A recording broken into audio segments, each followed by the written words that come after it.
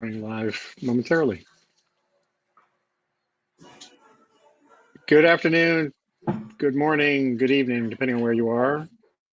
And if you're in the Boulder, Colorado area, in Superior or Louisville or other communities that have been devastated by wind-driven, hurricane-driven, grassland originating fire that probably was sparked by a downed power line, although that's still a little unclear according to Boulder, the regional sheriff.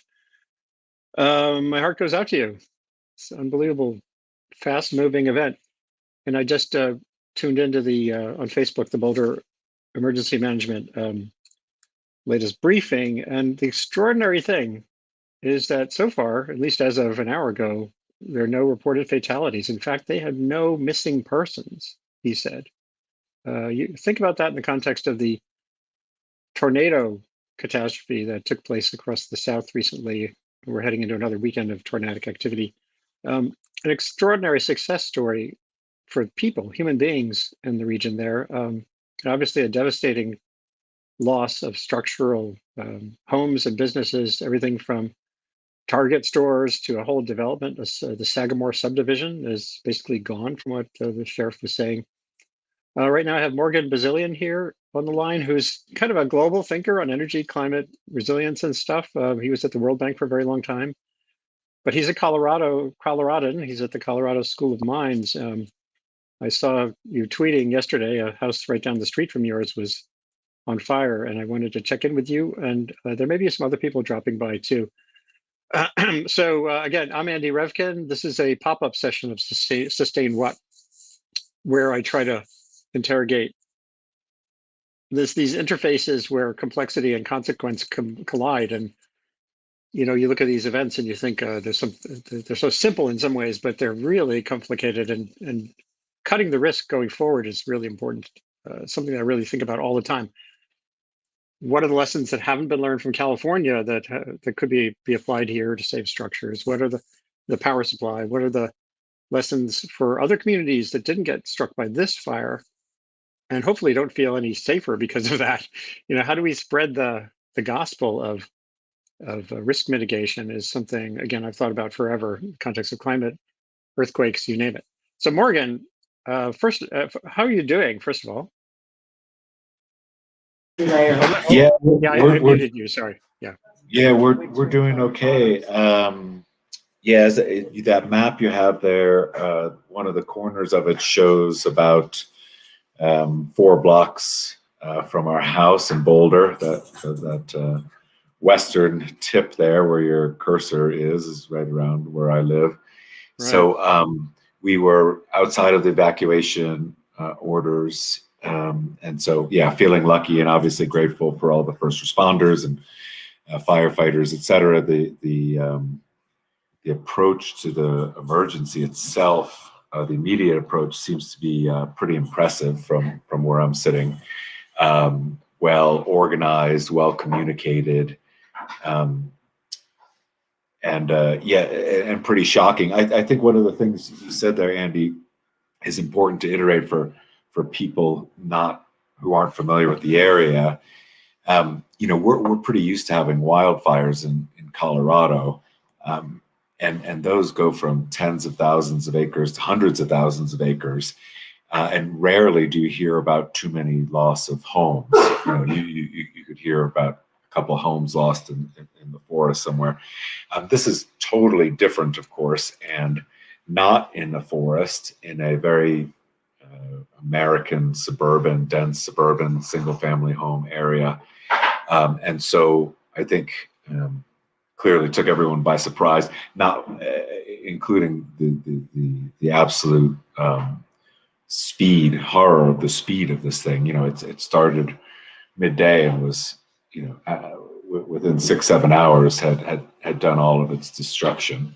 So thanks for calling. It's quite a shocking day. Yeah. So let's start maybe with the question not the question, but the revelation that I find exciting amid all this, which is that no one died, at least as far as we know. And to have no one even missing is extraordinary. For an event that required massive evacuations, where literally hundreds of houses, entire neighborhoods are now consumed. Do you have a sense of what were the preparedness factors? You're just outside of this particular evacuation zone, but you're very much in the risk zone. So what are the lessons what have you observed about that preparedness part of the question? Yeah, it's quite extraordinary, of course, and I don't have any lessons about how that miracle happened per se. It has something, I'm sure, to do with the demographics and the geography of the place. In other words, these are relatively large single-family homes, Right. um, almost all of them with access to one, or in most cases, probably two vehicles. Um, but how no one got caught within it is incredible. The most heartwarming of the stories I've heard so far is a young mother being picked up with no access to a car, being picked up by an Amazon driver and driven to a community shop. So there are those kind of stories emerging, but yeah, I don't know what you say aside from luck Yeah. and some freak of a combination of access and geography. And we've talked about this before in international contexts, but there is this, uh, certainly among those who are already climate focused, this immediately becomes a climate change talking point. And, I've written about climate change for 33 years now.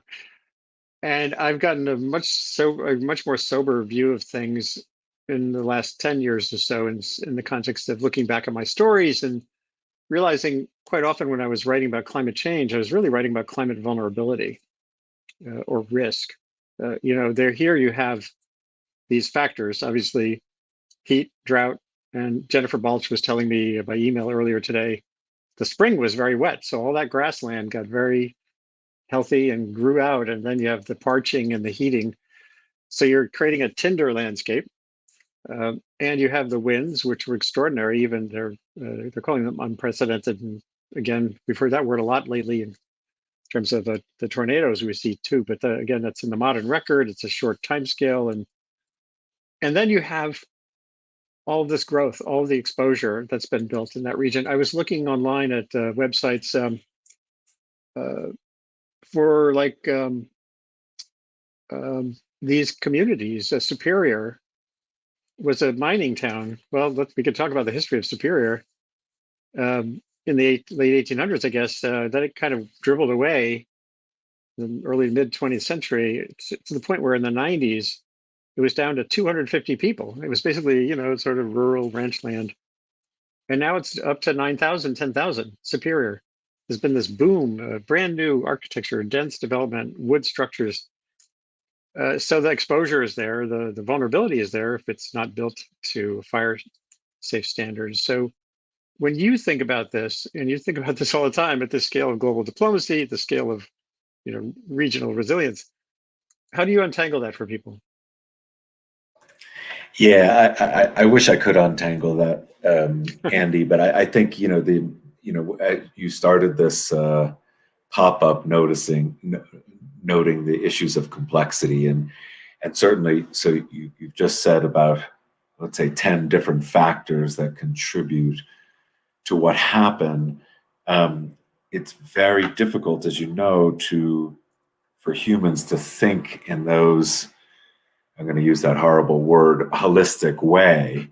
Yeah. Um, Oh, you I thought know, you were going to say systems. you, What is the you, same? you can, you could intuit each of those vectors being an input into a disaster like this, but it would be very difficult, you know, ex ante to consider how they might all come together. And that makes up that word that is well known in the climate community about a wicked problem, just a slightly different wicked problem. So interestingly, the Front Range in this area, Boulder County, had quite a good summer in terms of moisture and rain. and so was doing well and much better than the rest of the state, or much of the rest of the state, up until July or August, when that cycle stopped. And then, interestingly, yes, they're calling those winds unprecedented, but there's a reason that NREL, the National Renewable Energy Lab, has its National Wind Technology Center about 2 miles or 1 mile from the start of that fire. And it's not because of constant nice winds coming off of the plains. It's because of extremely high winds coming out of the Rockies and through El Dorado Canyon, so that they can test the turbines in extreme conditions, so turn-off conditions. So that level of high wind is very established there, right, through geological time. And interestingly, you bring up the history of Superior, and a lot of people have been talking about, back in the day, a mining town, a cowboy town, and all this. For years, as you know, there was really nothing between Boulder and Denver as far as suburbs or settlement, or even commerce. And in the 90s, those suburbs became what people used to call California suburbs, right? So they are designed like what's that movie you and I would have seen as a Poltergeist type of suburb, sure. right? It has those curvy roads with right.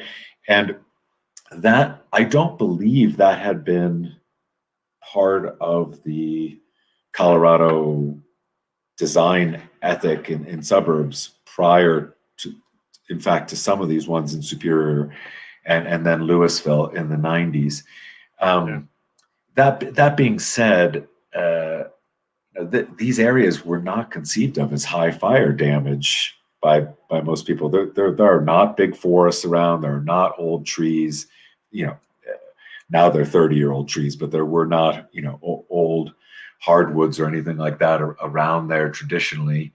And so again, easy to look back and see the forces and the vectors all adding up, but pretty difficult prior to it to see it.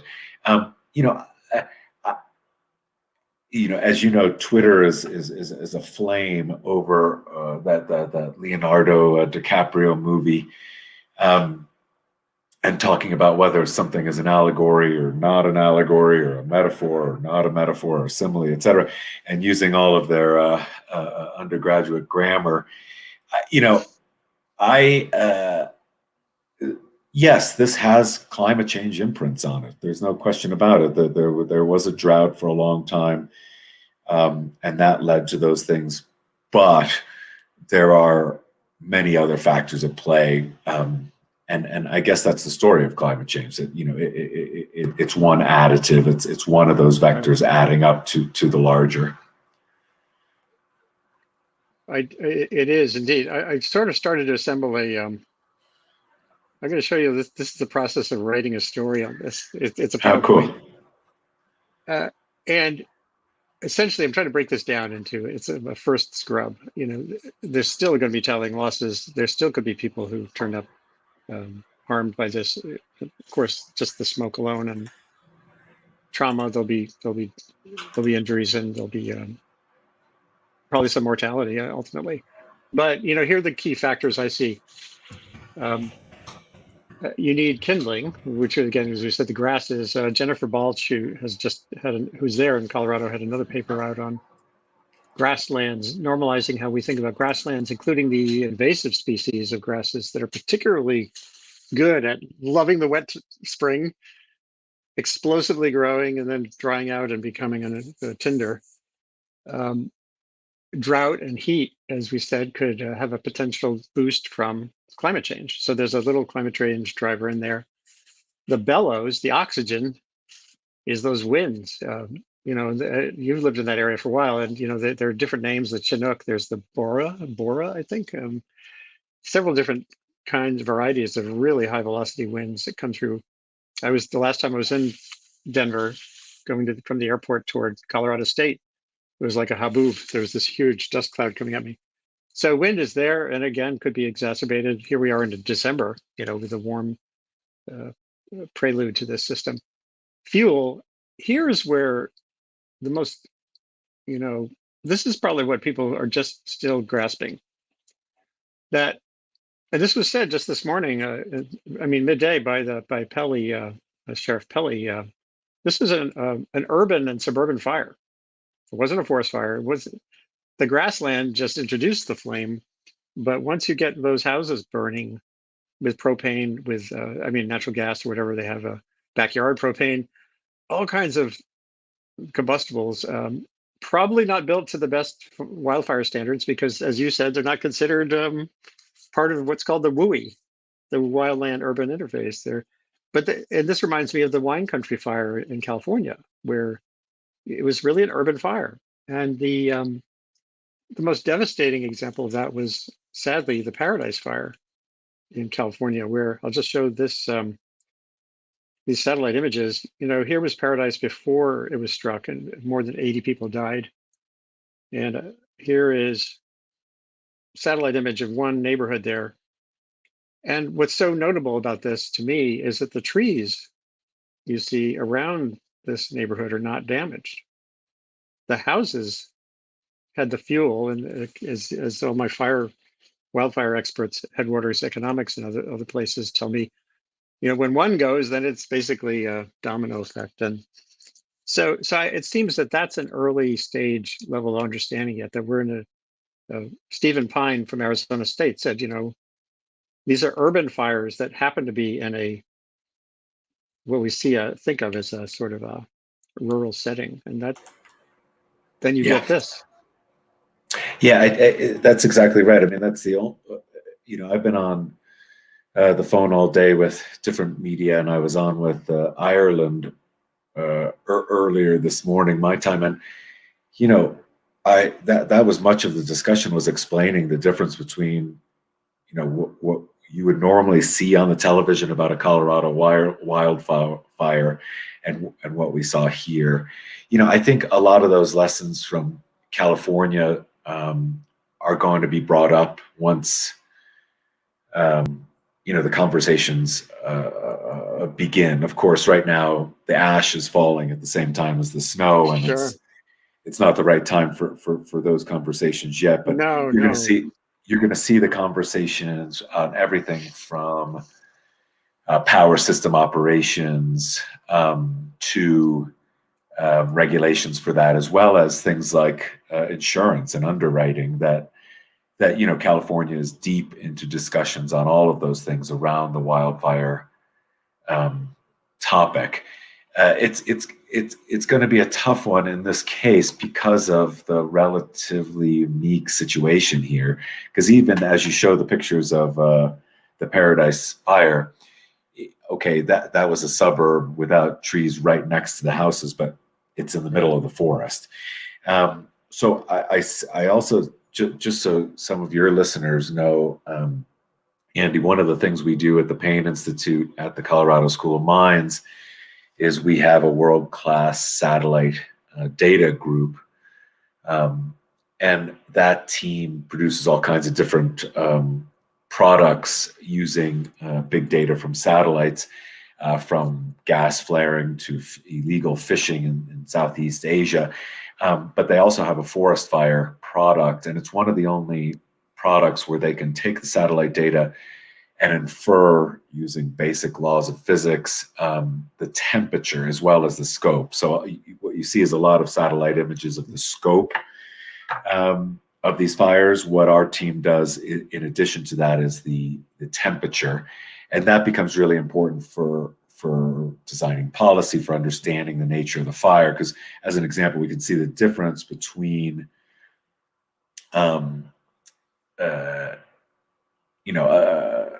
agricultural biomass burning in the Sahel to a forest fire to a gas flare. And so we're hoping that can help inform future fire safety, fire regulation, fire policy in the States and beyond.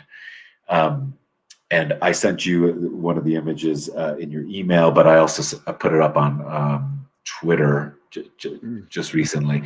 But anyway, it'll be interesting as this. Sorry, I shouldn't say interesting. That's a horrible academic word sometimes. It will be important after, as these discussions go forward, after the healing started and people's lives are slowly coming together to look at how, obviously, to better deal with the risks here, if there are ways to better deal with the risks. But I would say, from the immediate emergency response perspective, well, I've been pretty impressed from the sidelines watching, especially Governor Polis, really communicating very well. Of course, he lives right near there, speaking in English and in Spanish, and being available to the constituents pretty easily. So that level of government, we didn't see a breakdown, or I don't believe we saw a breakdown. So that's a positive, certainly. Yeah, for sure. And there too, again, making sure there's transference of the focus here to the other communities that face similar risks is, I've dealt with this on everything from tsunami risk to earthquakes, again, to wildfire, to tornadoes, to hurricanes, where tornadoes actually strike me as very similar to this fire event that just happened, because they're very hyper local. The threat is regional, but when the event actually happens, it's not like a hurricane. Hurricane spans a whole state.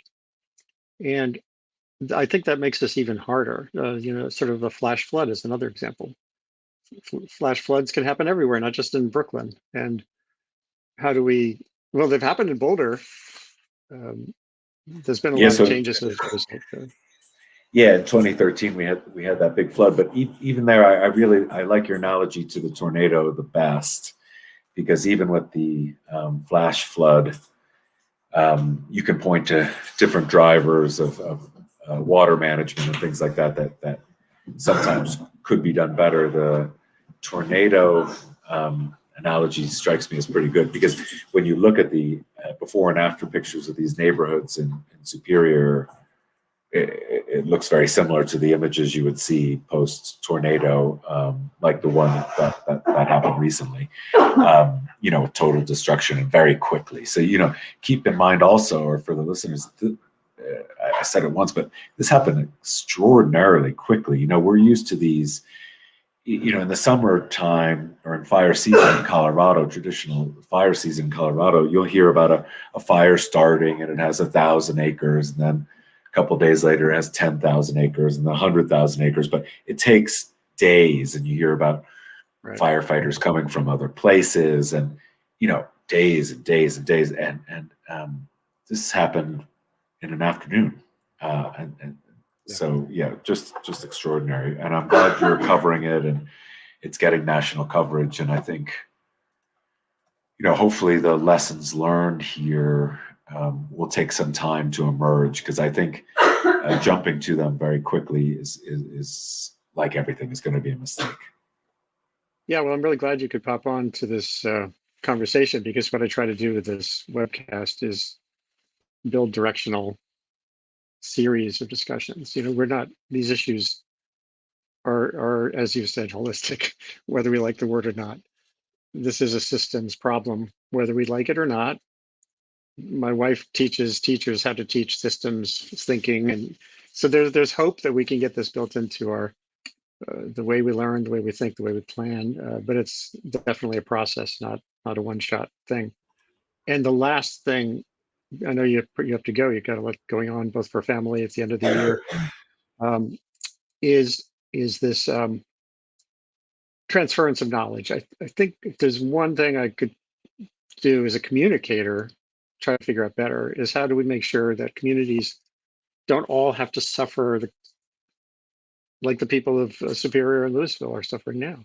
And again, this happens with tsunamis, the Fukushima tsunami, the Honshu earthquake. is going to happen along the Pacific Northwest coast. And my friend Catherine Schultz won a Pulitzer Prize for a great story about that. I wrote like 20 blog posts trying to figure out how to do better, and it still seems like a frontier. So I'm hoping that we can just spread this kind of discussion out more. And thank you again, Morgan. If you need to get off, go for it. I see one of your kids in the background, I think. Yeah. Yeah, no, I appreciate it, Andy. I'm going to try to get a couple ski turns in this afternoon, actually. It is, as you've seen in the news, snowing quite a lot in Colorado, thankfully. That timing, I guess, couldn't have been better unless it happened a day earlier. But yeah, that idea of transference is essential, and I'm glad you're doing that hard work, and it takes time to build up the data, to build up the case. And you know, there's not always going to be profound lessons learned in every case, but maybe there are incremental or you know, modest ones that we can draw from these, and hopefully you know, the people in Superior realize that our thoughts are with them, obviously, and they're getting the support they need. Yeah. And thanks for covering it. You know, there's a good question that came in from Joanne McGarry, who's a frequent viewer of these webcasts. She's out in Humboldt County, California. She asked, what does the young man in the background think and feel? In other words, what are kids taking away from this? Yeah. Has there been any chatter about it? I don't want to pull him under the camera if he doesn't want to. No, he's been affected to the degree that he knows quite a few of his friends, including ones he's been on the computer with yesterday and today, who have had to evacuate. But as we know, the kids are pretty resilient, and so hopefully doing okay. But yeah, you know, obviously we weren't directly impacted, but I'm sure a lot of kids in those neighborhoods are scared witless. So hopefully they can be they can heal over time like the rest of us. Yeah, I'm going to show one last thing here because I think it's relevant. Back, I guess it was October, there's an annual event called the Great Shakeout. It's earthquake preparation. And it's been going for 20 something years, very successful, started in California and overseas. And I had the FEMA director, Deanne Criswell, on the show, and I was asking her, wouldn't it be great if we had an annual community vulnerability scout? Just an exercise to look around, understand a little bit better who is vulnerable to heat around you, you know, who is vulnerable to flooding, where are the gaps in the social systems and in the responsiveness that can be filled before the worst happens. And I still think something about this feels like a real opportunity too. And it gets at, so you have this regional, what can Niwot learn from Superior, you know, up the range there. And then you have these sectors, you know, flooding, fire, tornado, wind, hurricane. What can we learn from each other there? How do you get a vulnerability and resilience landscape as a normal part of how you look at your community? Feels like a real opportunity. You know, and just as or my last word, I would just really encourage you and others to keep going on that. I think, you know, from where I sit, when we discuss resilience, it tends to go very quickly into mathematics or technical solutions for different kinds of systems, and you know, what it means to bounce back and a power grid and inertia and all these kind of things. But you know, really, as you're indicating, while those things are really important, these sort of societal changes and just even bringing resilience into the wider vocabulary, you know, just like we have those little sheets at the back of a hotel door for a fire, you know, there's no reason to start thinking about that at community levels. Not to scare everyone, but that's probably just as good or better way to build resilience than some of these technical fixes to embed it within society. So, and I think what you're doing on that and through these transference should really make a big difference in that. So thanks for having me on. All right, take care. Have a happy New Year, all of you, and enjoy the skiing. All right, happy New Year. Take care. Come back anytime. So again, this is a Sustain What webcast from Columbia University's Climate School, Earth Institute. I'm Andy Revkin, and get in touch with me. Those who are watching, share this now with anyone around. This gets archived immediately wherever you're watching it. And get in touch with me by looking at that little scrolling, distracting bar down there. And we can drive this forward. Thank you again, Morgan Bazillion from Colorado School of Mines. Good luck in 2022. Let's hope it's better than the last. Happy New Year, Andy. Take care. So if anybody out there wants to come on the show to discuss any of this, feel free. On Twitter, I posted a link. I haven't posted it on Facebook. I could do that too. I'll try to keep going here a little longer. I'm going to show a little bit of the briefing in case you missed it that was given earlier today by the governor and others in Colorado. So I'm going to post this link in the general chat. Join me. Chrome or Firefox here. So there's a link in the chat. And if you want to come on and discuss this face-to-face, we can do that a little bit. I'm going to put on, as I said, hold on, let's just take a second. This briefing, share screen, Chrome tab. I have to talk my way through this sometimes. This should work.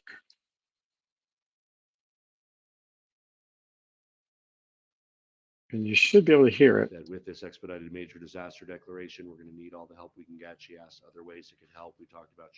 If you're watching, here with Governor Polis, signal me with a little note in the comment to be sure that you can hear this. Bennett and others, we're going to give you a briefing and answer whatever questions you might have this morning. County Commissioner Claire Levy's here with me. Director of Public Safety Mike Hilke from the state. Overnight, firefighters continued mitigation efforts. Good news, we still have no reports of casualties or fatalities. The one missing person we had last night has been accounted for and is well. So that's awesome news. And actually, I think given the events that we had yesterday, pretty miraculous. We were fortunate that the winds dissipated last night. We're expecting snow today. That snow has already started. We're hoping to see 3 to 6 inches of snow and some good moisture. That's certainly going to help our efforts. This morning, Governor Polis, myself, and others flew over the area to assess the damage.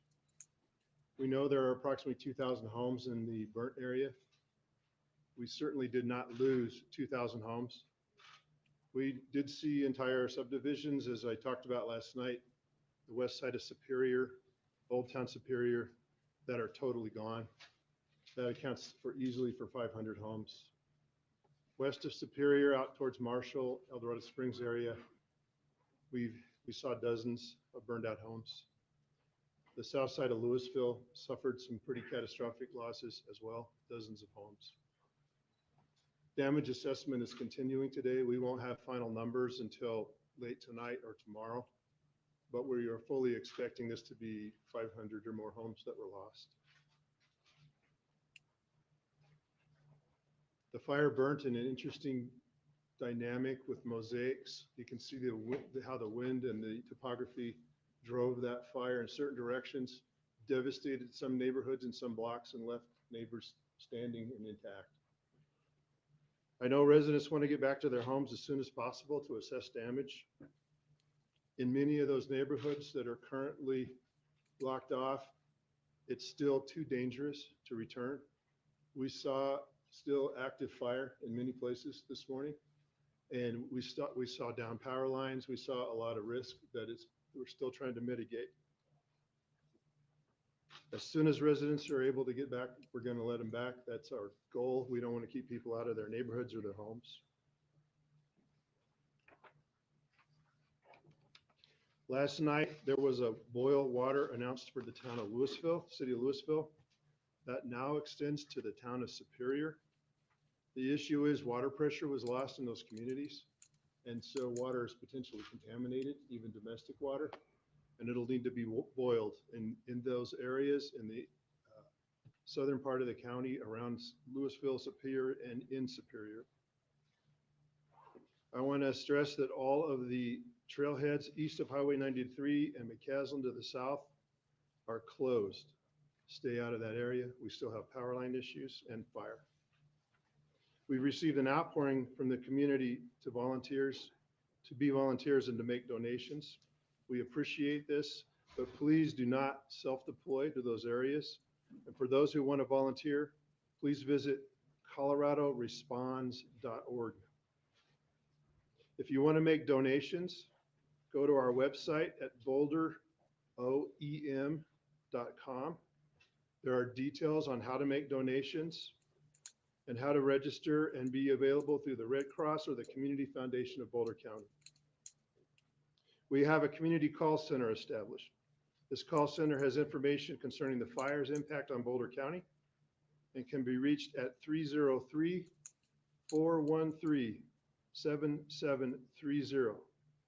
303-413-7730. Again, we ask if you have general questions about the fire, your neighborhoods, road closures, please call the call center. Do not call 911. I'm going to turn that over to Governor Polis now. Thank you. Thank you, Sheriff Pelley.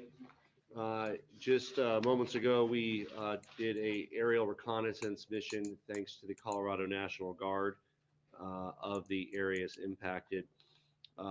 We were able to do it in the brief window before the snow, and how grateful we are that the snow has started. There were still some areas with active flames. Mostly it was looking at the neighborhood level devastation. As the sheriff indicated, there's neighborhoods where, because of the nature of the fire spread by gusts of up to 105 miles an hour, it would spread to a house here or there, over other houses, past other streets. Very unusual burn pattern. And the other unusual factor is just as in the blink of an eye. This was a disaster in fast motion, all over the course of half a day. Nearly all the damage, many families having minutes to get whatever they could, their pets, their kids, into the car and leave. The last 24 hours have been devastating. It's really unimaginable. It's hard to speak about. Like many Boulder County residents, I have texts and voicemails from friends letting me know whether they're safe or not, what they've lost. I also spoke to the president just before this press conference. The president called. He offered his support for the people of Colorado. They also gave verbal authorization. The president approved the expedited major disaster declaration, and that'll be finalized and papered in the next couple hours. What that means is it allows those who suffered loss, small businesses and homeowners, they won't have to wait for the preliminary damage assessment for housing and small business assistance. So that will be forthcoming very soon because of this disaster and the actions that the president took. And the president sends his regards to the people of Colorado and those who are directly impacted. This hit close to home for so many of us, literally in some cases for those of us who live nearby, but also in terms of this being a fire that wasn't a wildfire in the forest. It was a suburban and urban fire. The Costco we all shop at, the Target we buy our kids' clothes at, all surrounded and damaged. Nearly 1,000 homes in two very tight-knit, beautiful communities that our state has are gone. And, you know, we talk about houses destroyed, but each house is not just a house, it's a home. It's a sanctuary of comfort for those who live there. It's a reservoir of memories where families were raised. You know, it feels like we've experienced enough loss and tragedy these last 2 years, and then yesterday happened over the course of several hours. This is our community, and to watch it burn so quickly, so unexpectedly, is something that I think we're all just struggling to believe and understand. So different than fires that over a period of weeks and months develop. This played out with 105-mile winds over the course of half a day. We are going to work hard with families and small businesses to rebuild our treasured communities, homes and sanctuaries for folks, the short-term impact for housing needs. So far, it looks like the 2 major hospitals in the areas were spared. Looks like schools were spared. And we might have our very own New Year's miracle on our hands if it holds up that there was no loss of life. We know that many people had just minutes to evacuate, and if that was successfully pulled off by all the affected families, that's really quite a testimony to preparedness and emergency response. I also spoke to the FEMA administrator this morning and let her know that that with this expedited major disaster declaration, we're going to need all the help we can get. She asked other ways it could help. We talked about short-term housing needs. We talked about additional needs for hospital capacity because of the hospital Avista that will be, while not destroyed, out of commission for a period of days or weeks. It's uncertain when that'll be back at 100% capacity. You know, Mr. Rogers once told his audience, when I was a boy and I would see scary things in the news, my mother would say to me, look for the helpers. You'll always find people who are helping. And time again, we see those helpers here in Colorado. Sheriff Pelly, his deputies, Director Stan Hilke, National Guard, hundreds of brave firefighters from municipal fire departments across the Denver metro region, law enforcement, first responders. Many of these brave men and women themselves lost homes or were uncertain whether they even had homes to return to, but they stayed on the job. And on behalf of a grateful state of Colorado, we want to say a profound thank you to everyone who's helped. I'm now going to say a few words in Spanish. Buenos días. Las últimas 24 horas han sido absolutamente devastadoras. Es difícil de imaginar lo que ha pasado y difícil hablar de esta mañana. Esto no se siente real, se siente como si estuviéramos viviendo en una pesadilla. Yo hablé con el presidente y él da apoyo a las personas de Colorado y aprobó el Expedited Major Disaster Declaration. Y los fundas pueden ir a los negocios y a las personas que pierdan sus casas. Una y otra vez veo a esos ayudantes aquí en Colorado. Quiero dar gracias a Sheriff Pelly, Director Stan Hilke, a los bomberos y todos que ayudan a las familias in Boulder County. A profound sense of gratitude for all those who have stayed up all night working to help those in need. I know there's families out there now watching this, not knowing for sure whether they have a home to return to. Know that we are with you every step of the way. For those who've lost everything they had, it's not going to be easy. It's not going to be easy. But you have your family, you have your health, you made it out. These are physical objects that you've lost. You will rebuild.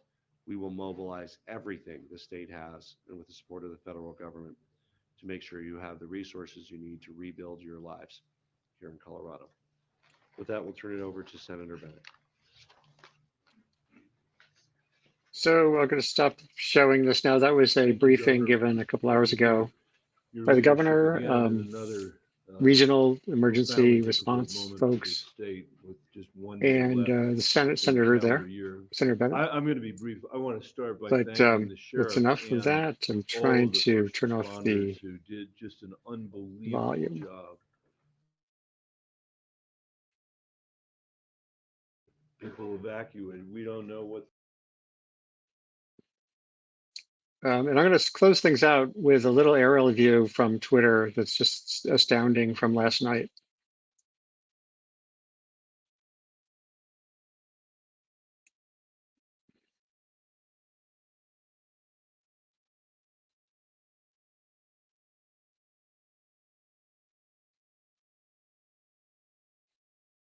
Stunning. Absolutely stunning.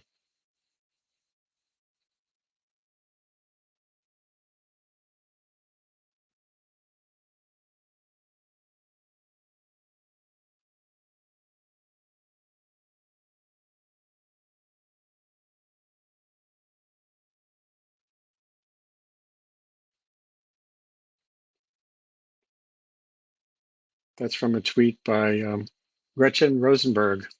My son flew back to Seattle this evening. Here is a video he took out of the Superior Louisville fires from the plane at 5 p.m. last night. Our hearts go out to our neighbors in the fire's path and the first responders working to save their homes and businesses. And that's true for all of us watching here.